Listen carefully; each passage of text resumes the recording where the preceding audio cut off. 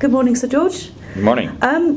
Just like to ask you to give me a few words. We're celebrating our 20th AGM this year. As a long-term supporter of ABS, a former dean and now a companion, I'd just like you to perhaps give me a few words about where you think ABS have been and where we're going. What's important in your view? Well, Vicky, I'm happy to do that. In fact, I go back before ABS to one of the organizations, the Council of University Management Schools, which together with AMBI, which represented the then polytechnics, came together, of course, after my time to form ABS.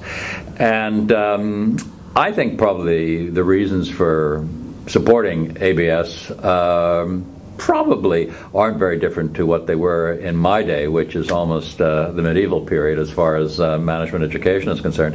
I mean, the first reason that I always found it valuable is it brought together deans from a wide range of schools. In my day, it was a very small number. I gather today you've got 116 or something of that order, almost every business school in the United Kingdom.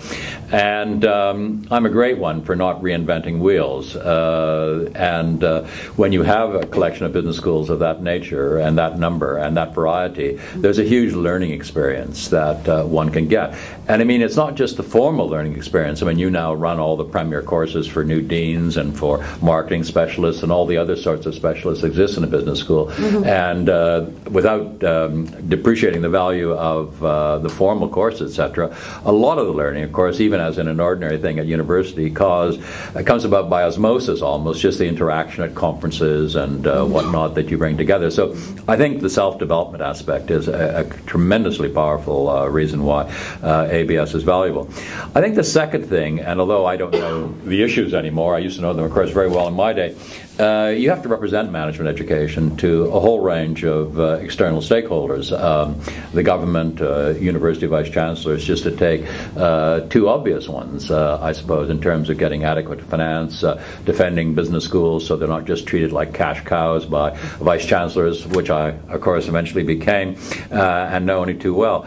And again, certainly in my day, when management education was in a very formative period in terms of government funding, in fact, the state was then just withdrawing all funding from, well, not all, but a good deal of funding from management education. It was terribly important, and in a certain way, I suppose it's almost come full circle because of the credit crunch and the position we're in now. I'm rather glad I'm retired from higher education and not having to implement the cuts and all that that are so characteristic. And again, I suppose many more reasons why a university vice chancellor or a senate might wish to treat business schools just as cash cows. So the representational role, I think, is tremendously important.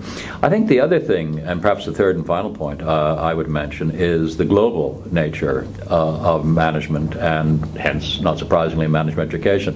When we were all involved in this in the 60s and then even up to the 70s and early 80s, one was largely concerned with management education as a national subject, and you had sort of debates about are French managers and German managers different from British managers and so on. It all seems rather archaic or whatnot now to talk in that way, and certainly when I arrived at London Business School in 1989, it was quite clear to me, and indeed to many others, that the future had to be global. Business was going global, and hence management education had to. And I think although ABS only represents UK management schools, nonetheless it has adopted a global perspective. It's interacting, I assume, very closely with the European Foundation for Management Development, the ASA, the American International, I think it's now called, and so on. And again, I think that's terribly important. For members, what would you say are the benefits of membership of ABS? I think there's quite a lot around the policy arena where it helps enormously if business and management schools, as far as possible in the UK, speak with one voice. I think it's rather important. We're an important constituency, but at the same time, partly because perhaps of our tendency to be competitive internally, we're in danger sometimes of not, where it matters, not speaking with united front. And I think that's a very important benefit to anybody who's involved in ABS, any institution that's involved in ABS. And your input into the conferences and the cohort programs? I think one thing that ABS has very clearly developed very successfully is also that internal development set of programs for business schools and of course for mutual learning. So I think it was a very good development to start with, and now it's well established that ABS is a good place to actually send the relevant members of staff on development programs. And when I look back at it, I think we didn't really see quite the extent to which that would be a developing area and one that was clearly valuable to members. Yeah. And finally, how relevant do you see ABS's impact in the global economy with huge competition internationally now?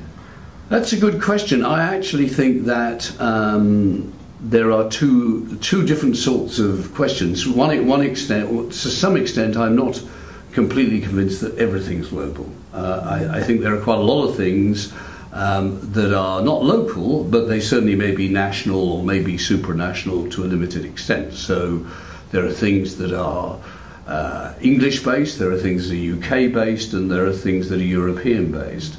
And I don't believe that that means that there's no role for an intermediate level body such as ABS.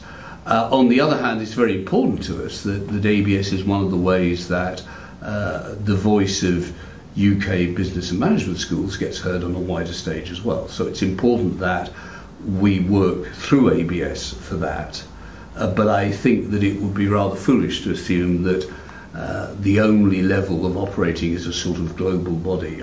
I think there are lots of differences as well as similarities. And benefits in general for members, how would you sum those up?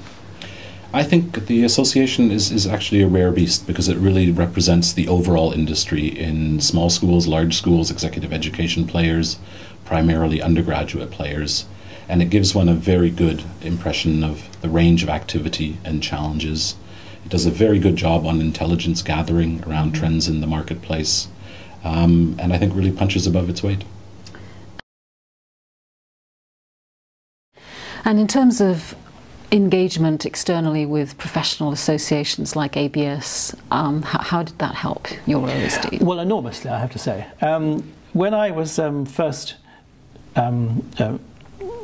charged with developing management at Cambridge, 1986, when I became the first Pete Marwick Professor, now KPMG Professor of Management Studies, I tried to get advice from various sources, and I talked to the great George Bain, I talked to Leo Murray, who was at Cranfield at the time. I visited America to talk to the deans of several business schools there. But one of the things that I found most valuable was the meeting with deans of other UK business schools on a regular basis, which I did. I was first invited to join the CUMS, the Council of University Management Schools, one of ABS's antecedent organisations, in 1987. Right. And there I met a lot of people who were also running business schools elsewhere. They were both delighted and slightly worried about Cambridge joining the throng. Yes, I can imagine. And we had a very, very sensible exchange of views. And I found over the years, not only with ABS, but also with EFMD and AACSB, the meeting with deans of other business schools, enormously helpful in working out how to run your own business school. Right. Sandra, could you tell us what you consider are the benefits of membership of the Association of Business Schools? I think everyone needs a club. Certainly I've learnt that in Cambridge, where we have 31 colleges. The masters get together, the bursars get together, the senior tutors get together. And how much do you learn by just sharing some of your concerns? That's always balanced with what you want to keep to yourself, because we are in a very competitive landscape. But I find a realization in any situation that you're not facing that alone, that many of the problems are ones which everyone faces, and you pick up tidbits, you pick up little ways of working and thinking which can be of enormous benefit. And then I hope out of that collective comes a general improvement across the club. So I see it fundamentally as a club. Okay, great, thank you.